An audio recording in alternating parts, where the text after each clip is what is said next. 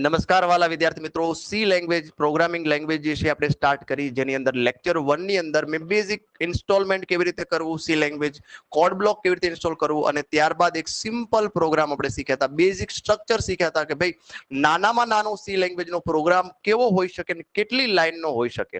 તો I think તમે એ line જે છે એ બધી તમને યાદ રહી ગઈ છે.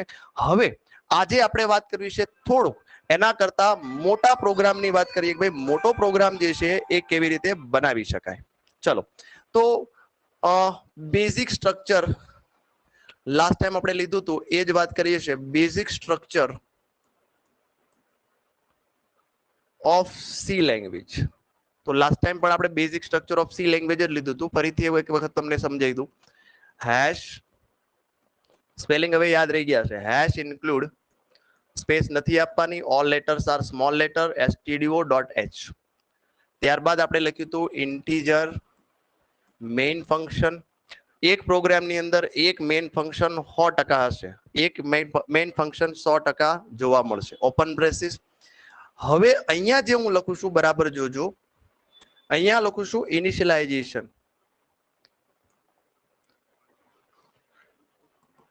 Initialization of variable.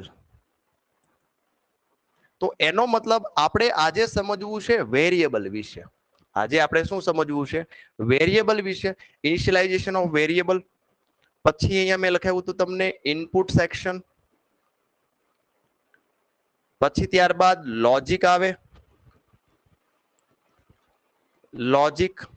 Than after output section, જેને ડિસ્પ્લે કરાવવું હોય લાસ્ટ આઉટપુટમાં, આઉટપુટ સેક્શન. અને લાસ્ટ જે છે એ રિટર્ન કીવર્ડ, રિટર્ન 0, અને લાસ્ટમાં ઓપન બ્રેસીસની નીચે ક્લોઝ બ્રેસીસ. આટલું આપણે સ્ટ્રક્ચર શીખ્યા હતા. હવે આજે આપણે ડિસ્કસ કરવી છે વેરિયેબલ વિશે, કારણ કે આપણે આ લાઈનની ડિસ્કસ કરવી છે. કઈ લાઈન? Initialization of variable. તો આ શું છે? તો અહીંયા આગળ શું હોવું જોઈએ? તો શરૂઆત આપણે કરવી છે વેરિયેબલ. તો લખું છું first of all what is variable, અથવા તો એક્સપ્લેન લખીએ. Explain variable. વેરિયેબલ શું છે? જો આપણે ઇંગ્લિશમાં લખવાનું છે, ગુજરાતી આવશે જ નહીં. હું ગુજરાતી ઇંગ્લિશમાં ભણાવું છું, તમને બહુ મજા આવશે, સરળતાથી સમજાઈ જશે. પ્રોગ્રામિંગની અંદર તમને બધું મજા આવશે. ઓકે, તો વેરિયેબલ શું છે? તો વેરિયેબલ એનું આપણે ઇંગ્લિશ લખીએ, ડેફિનેશન લખીએ. Variable is a smallest storage unit. એક તો કેવું છે તો કે સ્મોલેસ્ટ સ્ટોરેજ યુનિટ છે, smallest storage unit which hold, અથવા તો સ્ટોર, હોલ્ડ લખી શકો, સ્ટોર લખી શકો, ચાલે. Hold a value, which hold a value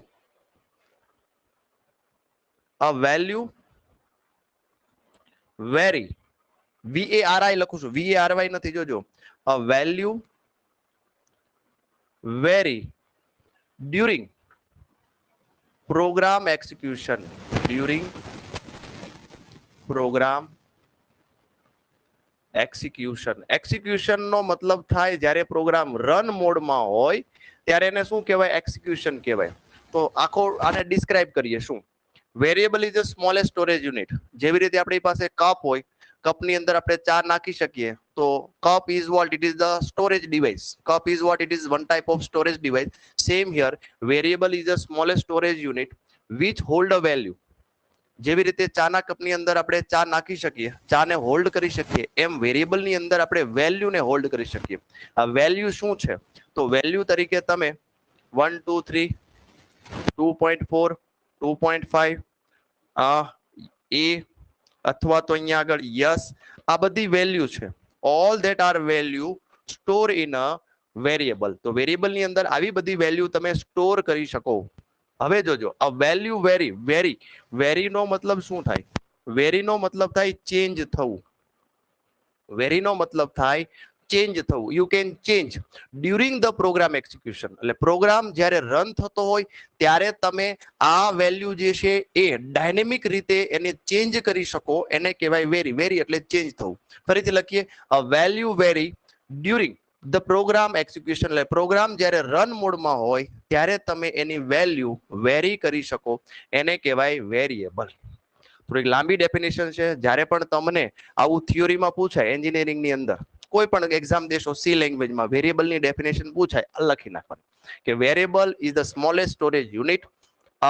Variable is means variable hold a value vary during the program execution. program execution જ્યારે થાય ત્યારે એની વેલ્યુ તમે વેરી કરી શકો, બદલી શકો, એને શું કહેવાય? વેરિયેબલ કહેવાય. ચલો, વેરિયેબલ તરીકે શું લઈ શકાય? ચલો સમજીએ આગળ આપણે. આ વેરિયેબલ છે. વેરિયેબલના નામ કેવા લેવા જોઈએ? વેરિયેબલના નામ અહીંયા લખીએ, rules of naming of variable. Rules of naming of variable. વેરિયેબલના નામ રાખવા ચાલો, પણ વેરિયેબલના નામ કેવા રાખવા જોઈએ? હવે એ ખબર પડી ગઈ કે વેરિયેબલની અંદર આપણે વેલ્યુ હોલ્ડ કરી શકીએ. હું એમ કહું કે એ નામનો વેરિયેબલ છે, હું લખું a બરાબર 5, એનો મતલબ શું થાય કે 5 નામની વેલ્યુ એ નામના વેરિયેબલમાં છે. આવો મતલબ આવો સમજવાનો. a is equal to 5. તો a is what? a is the name of variable. a is what? it is the name of variable. so rules of naming of variable. વેરિયેબલમાં નામ રાખવા માટે શું જોઈએ? પહેલી વસ્તુ ઊંધી રીતે યાદ રાખો, રિવર્સ રીતે. કેવા નામ નો રાખવા જોઈએ? સિમ્પલી કોઈ બોર્ન બેબી હોય, આપણા માની લો હિન્દુ પરિવાર છે, મોમેડિયન પરિવાર છે, અથવા તો ક્રિશ્ચિયન છે, વોટેવર કોઈ પણ કાસ્ટ હોય, એમાં કોઈ નવજાત શિશુ જન્મે છે, ત્યારે એમનું નામકરણ થાય. તો એ નામકરણ કેવું હોવું જોઈએ? તો કે નામકરણ કેવું હોવું જોઈએ એના કરતા એ વિચારો કે નામકરણ કેવું ન હોવું જોઈએ. નામ કેવું ન રાખી શકાય? તો અહીંયા આગળ આપણે પહેલો નિયમ લખીએ કે does not allow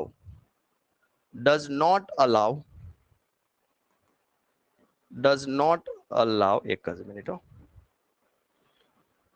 allow keyword.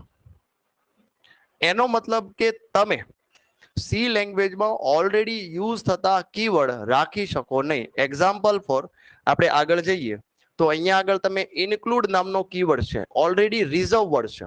Include જે છે એ કેવો છે? રિઝર્વ વર્ડ છે. એ સી લેંગ્વેજમાં તમે આવો વેરિયેબલનું નામ રાખી શકો? ન રાખી શકો. આઈએનટી રાખી શકાય? ન રાખી શકાય. મેઇન રાખી શકાય? ન રાખી શકાય. સ્ટુડિયો રાખી શકાય? ન રાખી શકાય. તો કીવર્ડનો મતલબ શું થાય? તો કે સી લેંગ્વેજના પોતાના રિઝર્વ વર્ડ. એટલે હાઉ સિમ્પલ ભાષામાં સમજીએ તો કે ફેમિલીની અંદર જે ઓલરેડી નામ હોય એવું નામ બાળકનું ન રાખી શકાય. ચલો ક્લિયર થાય છે? રેઝ હેન્ડ કરવો જોઈએ.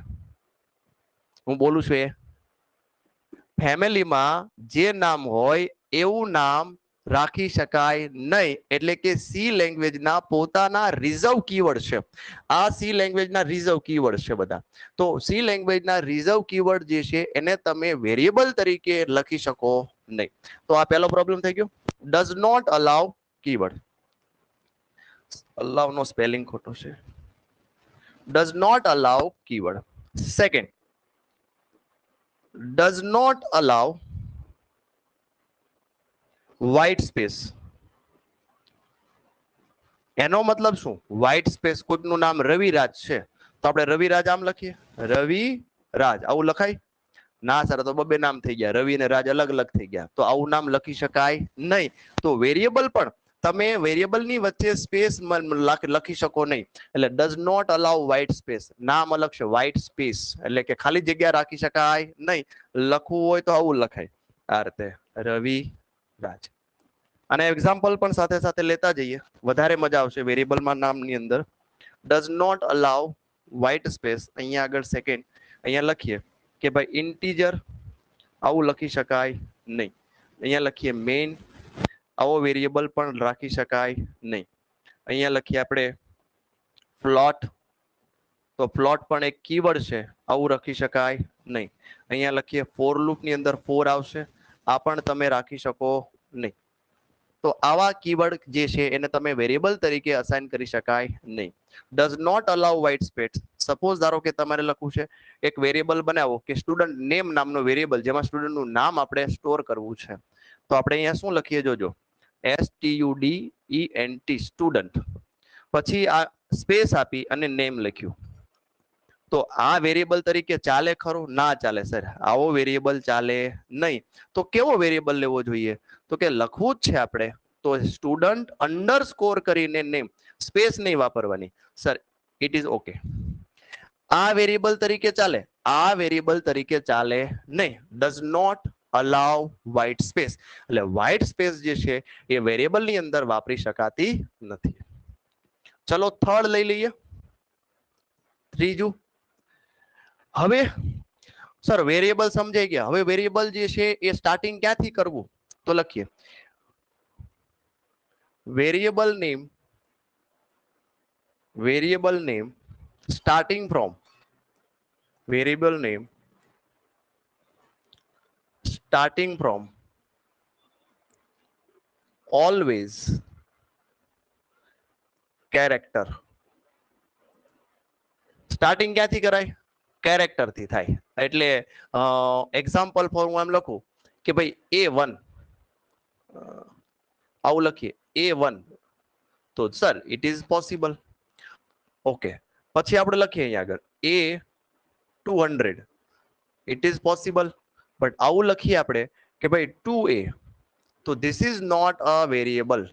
આને વેરિયેબલ કહી શકાય નહીં, આને આ રીતે વેરિયેબલ લખી શકાય નહીં. એનો મતલબ કે વેરિયેબલ તમે લખો ત્યારે કમ્પલસરી તમારે વેરિયેબલ જે છે એમાં શરૂઆત જે છે એ કેરેક્ટર થી થાય.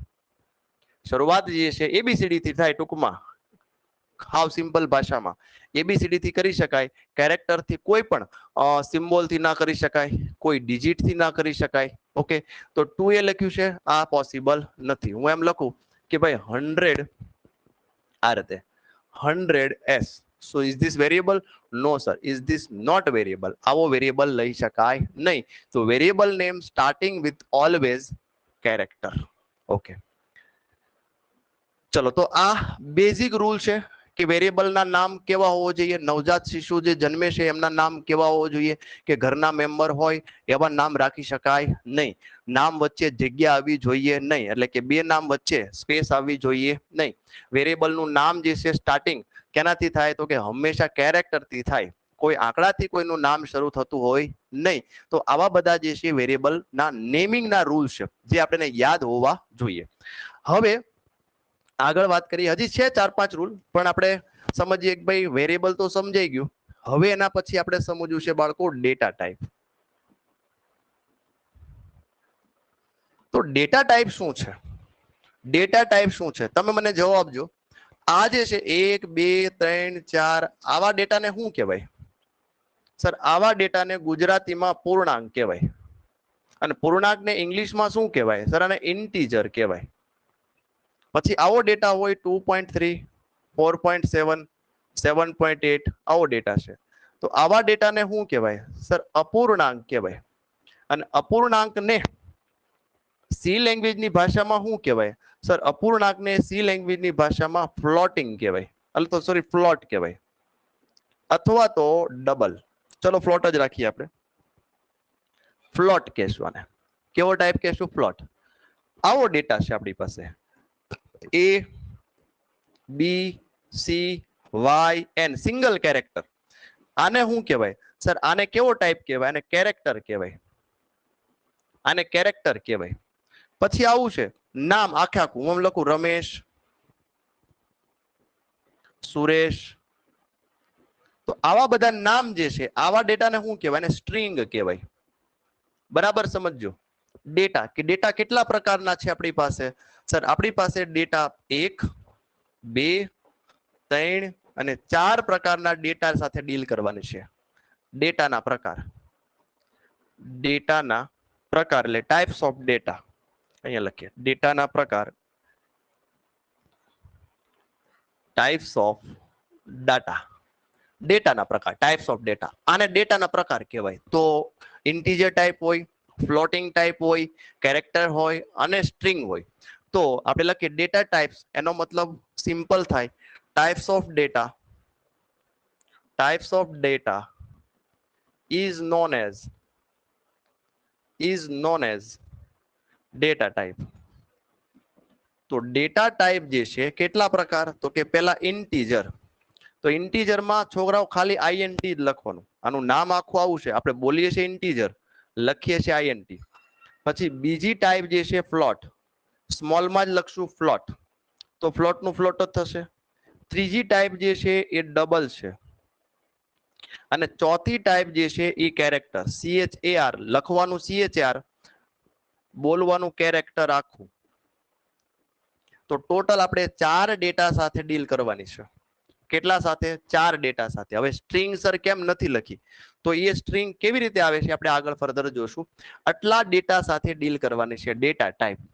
આગળ વાત કરીએ ડેટા. આઈ થિંક તમને સમજાઈ ગયું કે 1 2 3 હોય તો એને શું કહેવાય, તો કે સર એને કહેવાય ઇન્ટીજર.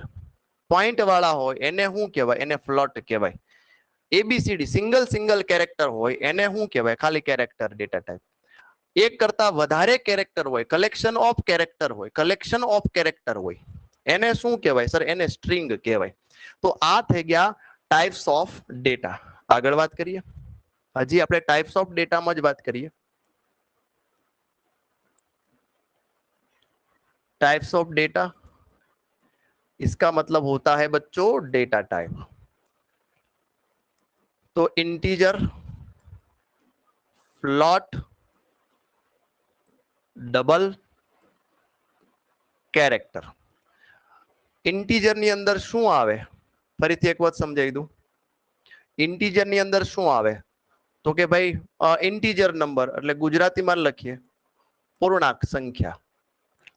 That means what? પૂર્ણાંક સંખ્યાનો મતલબ હું 1 હોય, 5 હોય, 8 હોય, 100 હોય, whatever etc. ડેસિમલ વગરની બધી જ સંખ્યા જે છે કેમ આવશે, ઇન્ટીજરમાં. ફ્લોટિંગ ની અંદર સર અપૂર્ણાંક સંખ્યા, ડેસિમલ. ઇંગ્લિશમાં ને શું કહેવાય, આને કહેશું ઇન્ટીજર, આને કહેશું ડેસિમલ.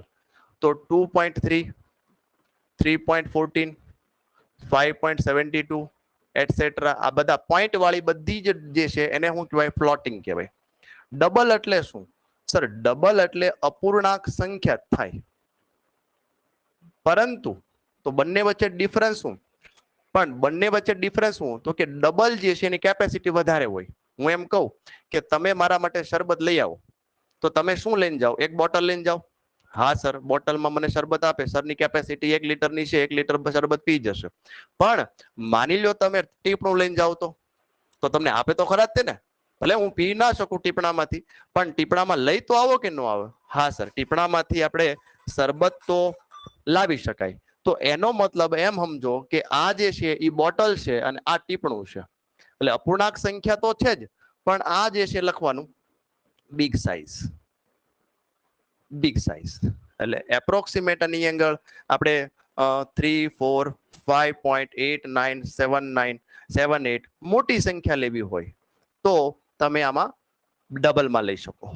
કેરેક્ટરની વાત કરીએ આપણે, તો કેરેક્ટરની અંદર શું થાય સર, તો કે કેરેક્ટરની અંદર સિંગલ કેરેક્ટર લખીએ, single character like YNC small n etcetera. Single character આમાં સ્ટોર થશે. હવે જ્યારે ઇન્ટીજર આવે તો એના માટે એનો ડેટા ટાઈપ યાદ રાખવાનો percentage d, ફ્લોટ માટે યાદ રાખવાનો percentage f, ડબલ માટે percentage ld યાદ રાખવાનો, અને કેરેક્ટર માટે percentage c. આ યાદ રાખવાના છે, આ તમારે યાદ રાખવાના છે. શા માટે તમને આ શીખવાડું છું, તમને જે પ્રોગ્રામ આપેલો છે, કોઈ પણ પ્રોગ્રામ બનાવો છે બરાબર છે, ઈ પ્રોગ્રામની અંદર તમારે કયા પ્રકારનો ડેટા જોઈએ છે, કયા પ્રકારનો ડેટા જોઈએ છે, એ પ્રકારે તમારે ડેટા ટાઈપ લેવા પડે. એટલે બહુ સિમ્પલ છે. હું તમને એમ કહું કે ભાઈ 1 કિલો લોટ લેતા હો તમે, એટલે રિક્વાયરમેન્ટ શું થઈ ગઈ, તો કે આપણે લોટ લાવવાનો છે. તો હવે તમારે ઘરેથી કયું વાસણ લઈ જવું, એને જ કહેવાય ડેટા ટાઈપ.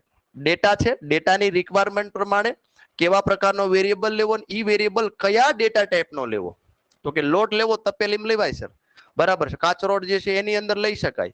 ઓકે, હું એમ કહું ભાઈ એક ગ્લાસ પાણી લઈ આવો, અથવા તો પાણી લઈ આવો તમે, તો પાણી પછી તપેલીમાં ન લેવાય, એમાં એને આપણે કેમાં લાવવું પડે સર, એને આપણે સર ગ્લાસમાં લેવું પડે. કેમાં લાવવું પડે સર, ગ્લાસમાં લાવવું પડે.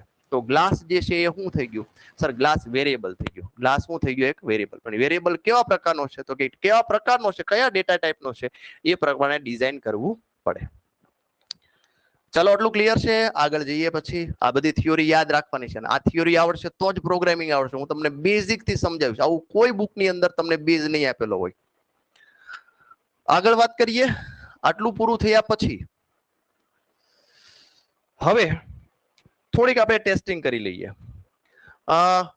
વી હેવ આવું લખ્યું છે વી હેવ 3.14 વેલ્યુ સ્ટોર અથવા તો પેલા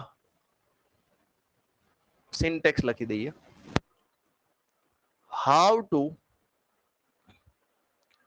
ડિફાઇન વેરિયેબલ વેરિયેબલ ને કેવી રીતે ડિફાઇન કરાય વેરિયેબલ ને કેવી રીતે ડિફાઇન કરાય હાઉ ટુ ડિફાઇન વેરિયેબલ તો સિન્ટેક્સ જે લખું છું આ સિન્ટેક્સ જે છે એ તમારે 10-15 વખત લખીને યાદ કરી લેવાની તો સિન્ટેક્સ કેવી હોય તો કે સર પહેલા ડેટા ટાઈપ લખવાનું બરાબર સમજજો પછી સ્પેસ આપવાની પછી તમે વેરિયેબલ 1 બીજો વેરિયેબલ લેવો છે એવો ને એવો તો વેરિયેબલ 2 હજી વેરિયેબલ લેવો છે તો તમે કોમાથી એને સેપરેટ કરી શકો વેરિયેબલ 1 વેરિયેબલ 2 વેરિયેબલ 3 તો પહેલા data type space variable 1 variable 2 variable 3 એટલે આ વેરિયેબલના નામ તમે તમારી રીતે રાખી શકો પણ કેવા રાખવાના કે ભાઈ એને પ્રોગ્રામને અનુરૂપ રાખવાના પ્રોગ્રામને અનુરૂપ વેરિયેબલ રાખશો તો તમને મજા આવશે બરાબર છે તો આ સિન્ટેક્સ થઈ ગઈ એક્ઝામ્પલ સમજીએ આપણે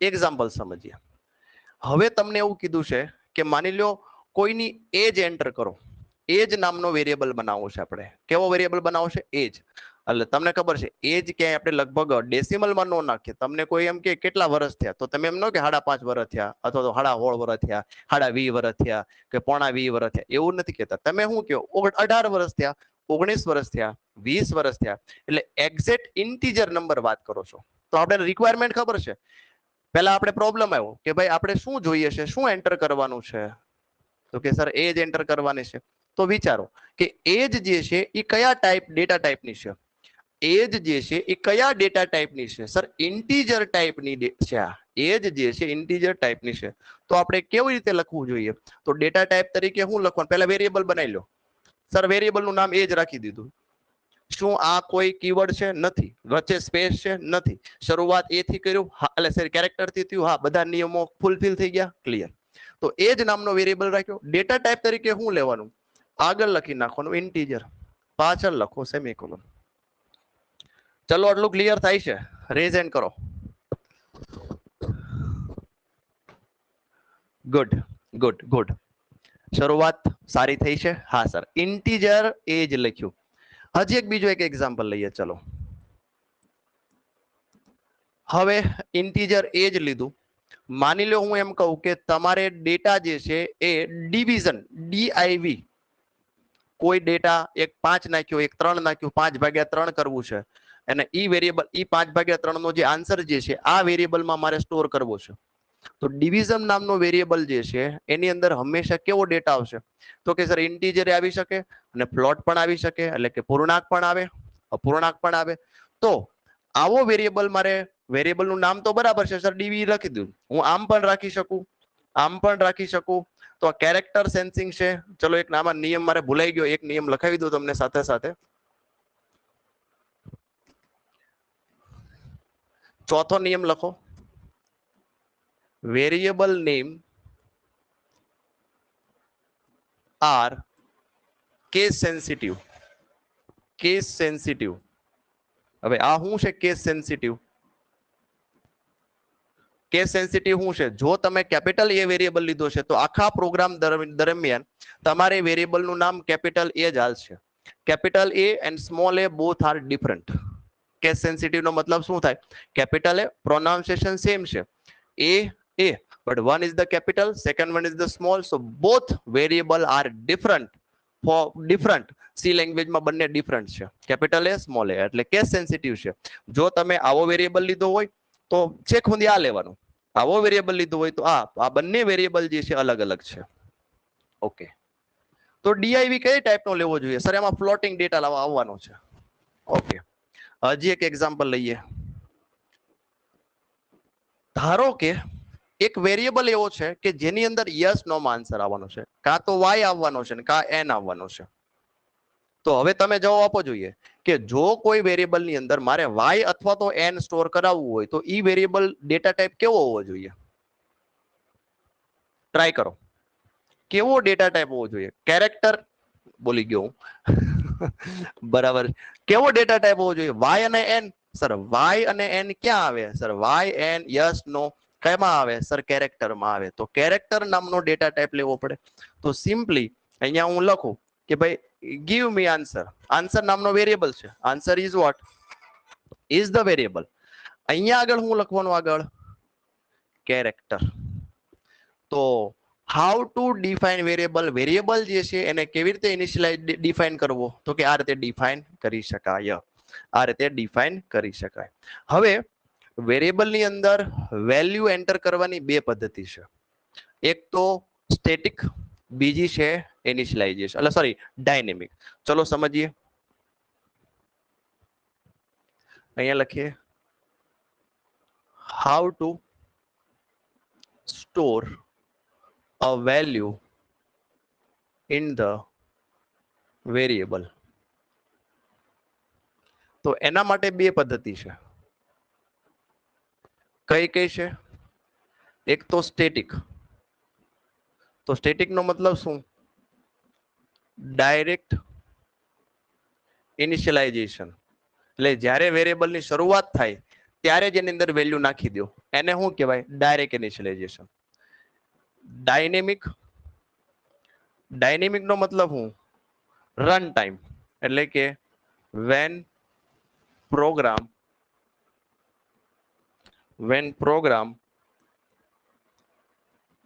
will be executed. તો run mode. when program will be run mode. તમે એટીએમ માં જાઓ તો એટીએમ માં લખ્યું હોય enter your pin, તો તમે પિન નાખો છો તો એને શું કહેવાય? એને કહેવાય when program will be run mode. ત્યારે તમે જે વેલ્યુ નાખો ઈ વેલ્યુ કોઈ વેરિયેબલ માં ગઈ હોય અને પછી વેરીફાઈ થઈ હોય કે સાચો પિન છે કે ખોટો પિન છે, તો એને કહેવાય ડાયનેમિક. સ્ટેટિક નો મતલબ શું? અને ડિફાઇન કેમ કરે? ચલો સમજીએ. ડેટા ટાઈપ લેવાનું, પછી વેરિયેબલ લેવાનો અને વેરિયેબલ ની સામે વેરિયેબલ ની વેલ્યુ લઈ લેવાની. સિમ્પલ અને સેમિકોલોન. એક્ઝામ્પલ ફોર સમજીએ કે ભાઈ ઇન્ટીજર લીધું, એજ નામનો વેરિયેબલ લીધો, પણ મેં ડાયરેક્ટ અહીંયા ડિફાઇન કરી દીધી 18. તો હવે આ કેવું થઈ ગયું ખબર છે? આની અંદર 18 ડાયરેક્ટ વેલ્યુ આવી જ ગઈ. 18 નામની વેલ્યુ ક્યાં આવી ગઈ? સીધી એજમાં આવી ગઈ. સીધું ઇનિશિયલાઇઝેશન. ડાયનેમિક નહીં. એજમાં હવે એન્ટર કરવાની જરૂર નથી. પણ ડાયનેમિક કરવું હોય તો સર, તો ડાયનેમિક કરવું હોય તો એના માટે પ્રોગ્રામ જે છે એ ડિફરન્ટ આવે. એના માટે એક ફંક્શન આવે. શું આવે? ફંક્શન. એના માટે બે લાઈન યાદ રાખવાની. કેટલી? બે. તો બે લાઈનમાં પહેલી લાઈન છે પ્રિન્ટએફ. પ્રિન્ટએફ માં શું લખવાનું? તો પ્રિન્ટએફ ની અંદર લખવાનું તમારે સિન્ટેક્સ જ લખીએ આપણે. પહેલા સિન્ટેક્સ લખીએ. સિન્ટેક્સ. તો પહેલી લાઈન સર લખવાની પ્રિન્ટએફ ની. સાંભળજો બરાબર. પ્રિન્ટએફ. પ્રિન્ટએફ માં શું લખવાનું? તો કે મેસેજ લખવાનો. લ્યો મેસેજ હું? ધારો કે તમે એટીએમ માં ગયા અને તમે કાર્ડ નાખ્યું અને કાર્ડમાં ખાલી આમ આવે blink blink blink blink blink, ખાલી લખેલું નથી આવતું, ખાલી બ્લિંક બ્લિંક કરેલો આવે, તો તમને ખબર પડે કે મારે પિન નાખવાનો છે? નહીં. તો તમને જે એવું લખેલું છે કે enter your pin, this is a message. આને મેસેજ કહેવાય. એમાં કાંઈ લોજિક નથી, ખાલી મેસેજ આપવાનો કે એન્ટર યોર પિન. એટલે એને શું કહેવાય બાળકો? એને કહેવાય મેસેજ. હવે એના પછીની લાઈન જે છે ખાસ અગત્યની છે, જે ડાયનેમિક વેલ્યુ ઇન્સર્ટ કરવા માટે ખાસ છે, જેને આપણે કહેશું સ્કેનએફ. શું કહેશું બાળકો? સ્કેનએફ. સ્કેનએફ ની અંદર આ રીતનું લોજિક છે. બરાબર સમજજો. આ રીતનું અહીંયા ખાલી જગ્યા છે, એક ખાલી જગ્યા અહીંયા છે. તો બંને ખાલી જગ્યામાં શું આવશે? તો કે જે વેરિયેબલમાં તમારે વેલ્યુ ઇન્સર્ટ કરવી છે, મારે 18 નામની વેલ્યુ એજમાં ઇન્સર્ટ કરવી છે, તો આ જે છે અહીંયા આગળ તમારે લખવાનું છે name of variable. Name of variable આટલી વસ્તુ જે છે, આટલી આ બે લાઈન જે છે, જેટલી સિન્ટેક્સ હોય એને તમારે 10-15 વખત લખી જ નાખવાની. બરાબર છે.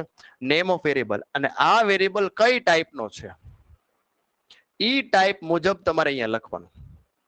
આ વેરિયેબલ કઈ ટાઈપનો છે એ મુજબ લખવાનું. એક્ઝામ્પલ સમજીએ આપણે. અહીંયા લખીએ આપણે how to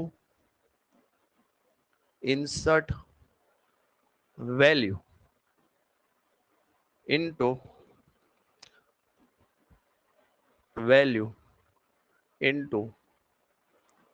particular variable. How to insert value into particular variable during execution. Execution શરૂ હોય ત્યારે કોઈ વેરિયેબલની અંદર વેલ્યુ કેમ ઇન્સર્ટ કરવી એ શીખી રહ્યા છે. તો એના માટે મેં તમને સિન્ટેક્સ લખાવી. તો સિન્ટેક્સ તો લખી લીધી, હા સર. તો હવે આપણે એક પ્રોગ્રામ બનાવીએ કે ભાઈ ઇન્ટીજરની અંદર હેશ ઇન્ક્લુડ નથી લખેલા, ઇન્ટીજરમાં એજ નામનો વેરિયેબલ લીધો. સાંભળો, ઇન્ટીજરમાં એજ નામનો વેરિયેબલ લીધો. હવે આ એજની અંદર મારે વેલ્યુ ઇન્સર્ટ કરાવે છે. હું ડાયરેક્ટ આમ લખી નાખું તો 18 નામની વેલ્યુ આમાં સ્ટોર થઈ ગઈ. 18 નામની વેલ્યુ આમાં સ્ટોર થઈ ગઈ. પણ જ્યારે પ્રોગ્રામ રન થાય ને ત્યારે કરવું છે સાહેબ. ઓકે ઓકે, કાંઈ વાંધો નહીં. તો શું કરવાનું? તો બે લાઈન યાદ રાખવાની. પહેલા મેસેજ આપવાનો, એન્ટર યોર એજ. લ્યો, મેસેજમાં તમે કેપિટલ સ્મોલ તમને જે મન ફાવે એ લખી શકો.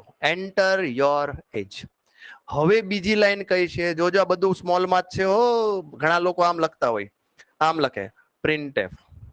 ઓલો ધારદાર ને અહીંયા રાઉન્ડ કરીને અડધો માર્ક આપી નાખે, પછી કે પૂરા માર્ક્સ નથી આવતા. ક્યાંથી આવે? તમને જેમ લખાવું છું એમ લખવાનું છે. જો હું પી ક્યાં લખું છું? સ્મોલ નીચે લખું છું.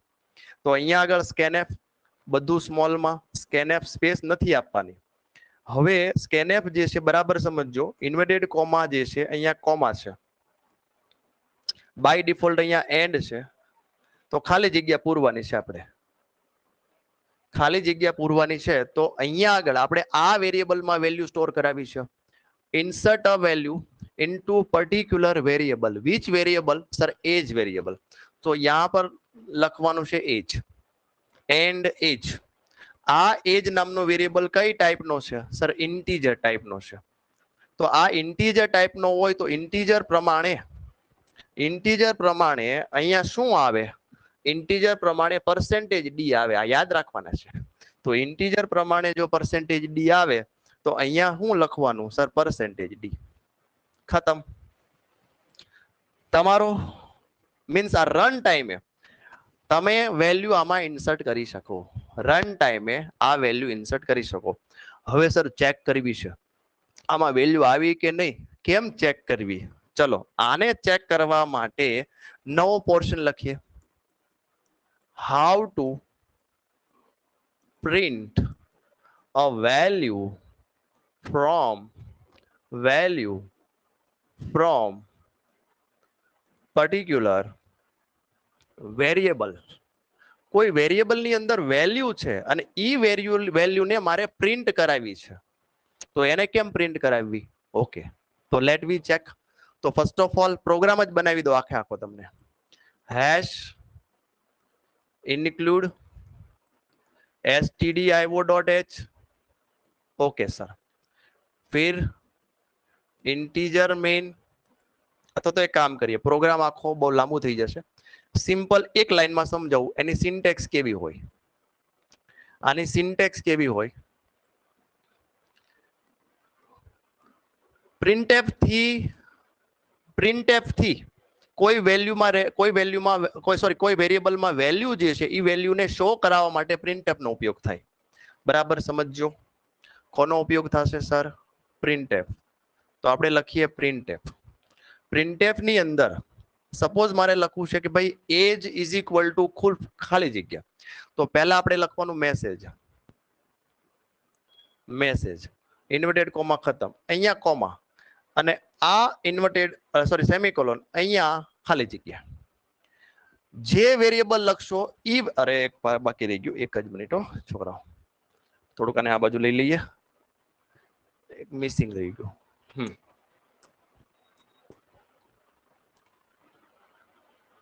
હા હવે બરાબર છે.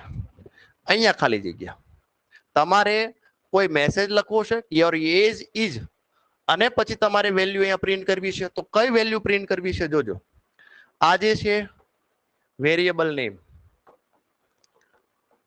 આ વેરિયેબલ નેમ, વેરિયેબલ કઈ જાતનો છે, ટાઈપ, અને ઈ ટાઈપ મુજબ અહીંયા લખવાનું. એક્ઝામ્પલ સમજીએ આપણે. સપોઝ ઇન્ટીજર એજ બરાબર 15 લઈ લીધું આપણે, ઇન્સર્ટ ડાયનેમિક નથી કર્યું, સ્ટેટિક કર્યું. તમને ખબર છે કે એજ ની અંદર કેટલી વેલ્યુ છે, 15. હવે મારે ઈ જોવી છે ડાયનેમિક, તો કેવી રીતે જોવું? તો શું કરવાનું? સિમ્પલ પ્રિન્ટએફ લખ્યું, હા સર, અહીંયા લખવાનું યોર એજ ઇઝ, આ મેસેજ, મેસેજનો મતલબ તમે ગમે લખી શકો તમારી રીતે. Your message sorry your age is equal to કરો, કોલન કરો, બધું ચાલે. હવે ખાલી જગ્યા છે, કોલન છે, કોલન લખો તો કોલન કરો, આ રીતે. હવે ખાલી જગ્યા છે, અને ઇન્વર્ટેડ કોમા છે, અને કોમા છે, જોજો, અને પાછી ખાલી જગ્યા છે. બરાબર સમજીએ હવે આને કેમ સોલ્વ કરવાનું.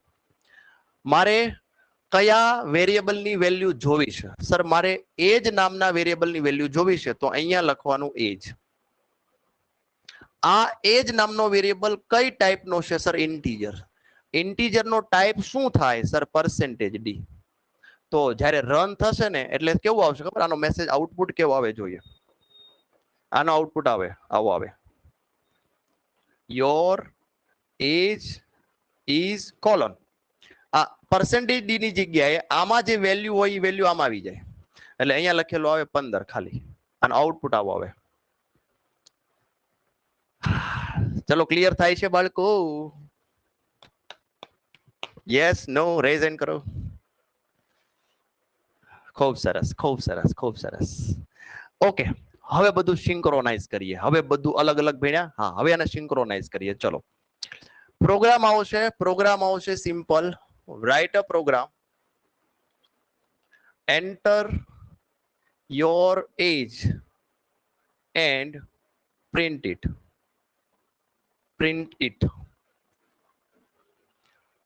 એજ એન્ટર કરો અને એને પ્રિન્ટ કરો. બે રીતે બનાવી દો, એક સ્ટેટિક બનાવીએ, એક ડાયનેમિક બનાવીએ. અહીંયા લખીએ આપણે સ્ટેટિક પ્રોગ્રામ. તો સ્ટેટિક પ્રોગ્રામ એટલે શું? તો કે એન્ટર કરવાની માથાકૂટ નહીં. સિમ્પલી જો hash include std io.h integer main open braces. Okay, અહીંયા શું લખવાનું? સર હવે ઇનિશિયલાઇઝેશન, જો શરૂઆત આવી, આપણે શરૂઆત મેં કરી.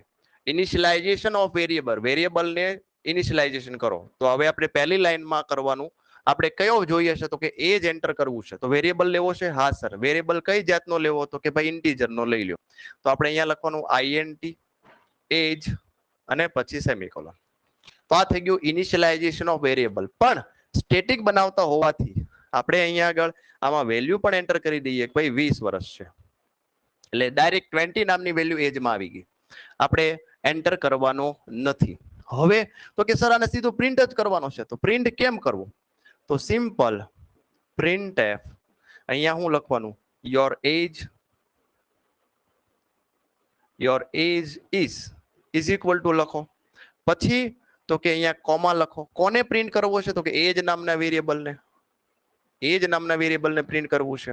અને એજ કઈ ટાઈપનો છે? Sir integer. તો અહીંયા શું લખવાનું? Sir percentage D.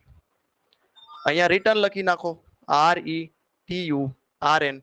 તો હવે જો પહેલો લેક્ચર તમે ભર્યો હોય તો તમને આ બધું યાદ રહી ગયું હોય. કેટલી લાઈન? આ પહેલી, આ બીજી, આ ત્રીજી, આ ચોથી અને પાંચમી. 5 લાઈન તો યાદ જ છે. સર નવી 2 લાઈન જ આવી. આજના લેક્ચરમાં ખાલી 2 લાઈન જ શીખ્યા આપણે. તો 5 લાઈન તો આપણે કાલે શીખ્યા હતા. તો આ સ્ટેટિક પ્રોગ્રામ થઈ ગયો. આ જ વસ્તુ આપણે ડાયનેમિક બનાવીએ. જો આ જ પ્રોગ્રામને આપણે ડાયનેમિક બનાવીએ. તો ડાયનેમિક પ્રોગ્રામ સર બનાવીએ. ચલો જોઈએ. હેશ include stdio.h અહીંયા લખીશું આપણે ઇન્ટીજર મેઇન. void main પણ લખાયો ઇન્ટીજર મેઇન. અહીંયા આપણે ઇન્ટીજર એજ નામનો વેરિયેબલ લીધો, પણ ડાયનેમિક ઇનિશિયલાઇઝેશન નથી કરવાનું. આપણે જ્યારે પ્રોગ્રામ રન થતો હોય ત્યારે વેલ્યુ એન્ટર કરવાની છે. તો આપણે એને મેસેજ આપવાનો printf enter your age, enter your age, age enter કરો. આ મેસેજ થઈ ગયો. આ ખાલી શું છે? Just a message. હવે સર સ્કેનએફ. સ્કેનએફ ની અંદર આ રીતે અહીંયા સ્કેનએફ માં એન્ડ આવે હો, યાદ રાખજો. આ રીતે ખાલી જગ્યા. કયા વેરિયેબલમાં વેલ્યુ એન્ટર કરાવી સર? એજ માં. તો લખો અહીંયા એજ. એજ કયા ટાઈપનો છે? ઇન્ટીજર. તો લખો અહીંયા %d. તો આ થઈ ગયું એન્ટર કરાવવા માટે 2 લાઈન. આ કહેવાય ઇનપુટ સેક્શન. આને ઇનપુટ સેક્શન. પ્રોગ્રામિંગ કરતા હોય ત્યારે આવું લખવાનું નથી. આને કહેવાય ઇનપુટ સેક્શન. જો અહીંયા આગળ જ્યારે પ્રોગ્રામ બનાવતો હતો ને, જો શરૂઆત જો ક્યાં ગયું? આ નહીં. હા, ઇનિશિયલાઇઝેશન સમજાઈ ગયું? હા, આ ઇનપુટ સેક્શન કે જેટલા વેરિયેબલ હોય એ વેરિયેબલ ની અંદર વેલ્યુ નાખવી એને ઇનપુટ સેક્શન કહેવાય. અને વેલ્યુ વેરિયેબલ માં શો કરવી એને આઉટપુટ સેક્શન કહેવાય. એને કયું સેક્શન કહેવાય બાળકો? આઉટપુટ સેક્શન કહેવાય. ચલો પાછા જતા રહીએ. તો થઈ ગયું. હવે તો ખાલી શો જ કરવાનું છે. હવે એજ માં વેલ્યુ એન્ટર થઈ ગઈ. એજ ને શો કરાવો. તો શો કરાવવા માટેનું લોજિક શું છે sir? Simple sir, printf. Show કરાવવા માટેનું લોજિક શું છે સર? printf. અહીંયા લખવાનું યોર એજ. જે પણ મેસેજ લખવો હોય, your your age is colon age %d inverted comma ખતમ કોમા કોને પ્રિન્ટ કરવાની છે? એજ. અહીંયા જો અહીંયા એન્ડ આવે છે, અહીંયા એન્ડ નથી આવતો. બરાબર ધ્યાન આપજો. બસ પતી ગયો પ્રોગ્રામ. રિટર્ન 0 ખતમ. અહીંયા પ્રોગ્રામ પૂરો. તો સ્ટેટિક પણ બનાવી દીધો તમને અને ડાયનેમિક પણ બનાવ્યો. હજી તો આપણે પાપા પગલી કરીએ છો. તમે જોજો લાસ્ટ લેક્ચર પૂરો કરીશ ત્યારે તમને આ સર આવડી ગયો પ્રોગ્રામિંગ. અને આ આવડશે ને તો પછી બધા પ્રોગ્રામિંગ આવડશે. C++, જાવા, ઓરેકલ, VB.NET, ASP.NET બધું સમજાશે. પણ મેન આ છે. ચાલો તો આપણે કમ્પાઇલરમાં પ્રોગ્રામ રન કરવા છે. ચાલો કરીએ. જે સમજાવ્યું છે એ ફરીથી આપણે એક વખત કમ્પાઇલર ની અંદર રન કરીને બતાવું તમને. 5 મિનિટનો સમય આપો. કમ્પાઇલર આપણે રન કરીએ. ચલો share screen, entire screen share. ચલો મારી સ્ક્રીન તમને બધાને દેખાતી હશે. હવે આપણે અહીંયા આગળ કોડ બ્લોક ઓપન કરી લઈએ.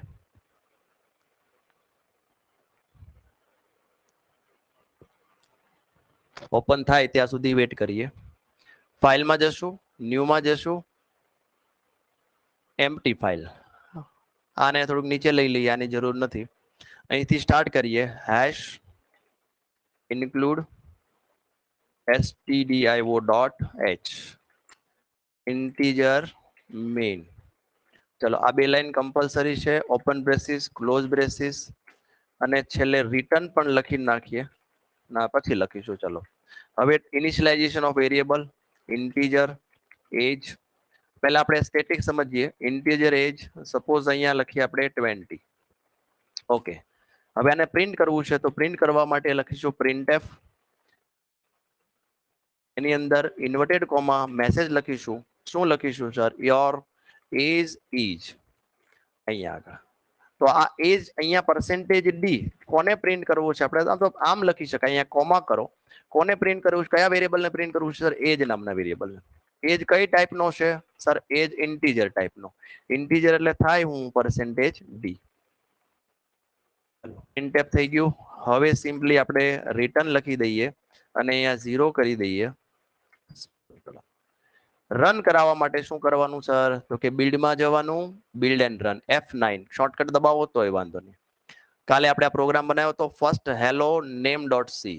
આજે આપણે બીજો પ્રોગ્રામ બનાવીએ. અહીંયા લખી દઈએ સ્ટેટિક એજ, સેવ કરી દઈએ.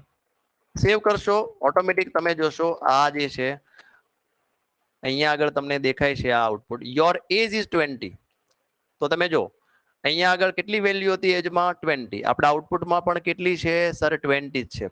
તો તમે કમ્પેર કરો અહીંયા આગળ યોર એજ ઇઝ, અહીંયા જે મેસેજ હતો એ મેસેજ અહીંયા છે જ, યોર એજ ઇઝ કોલમ જેવું છે એવું જ છે. ખાલી ફરક શું પડ્યો? આ પર્સન્ટેજ ડી ની જગ્યાએ એજ ની વેલ્યુ આવી ગઈ. એટલે પર્સન્ટેજ ડી ની જગ્યાએ શું આવ્યું? તો કે એજ ની વેલ્યુ કેટલી હતી સર? 20. તો 20 આવી ગઈ. હા સર. તો આ થઈ ગયો સ્ટેટિક પ્રોગ્રામ. ચલો ડાયનેમિક બનાવીએ. ફરીથી એક નવી ફાઇલ બનાવીએ, empty file. Same hash include type કરવાનું, કોપી પેસ્ટ નહીં કરવાનું.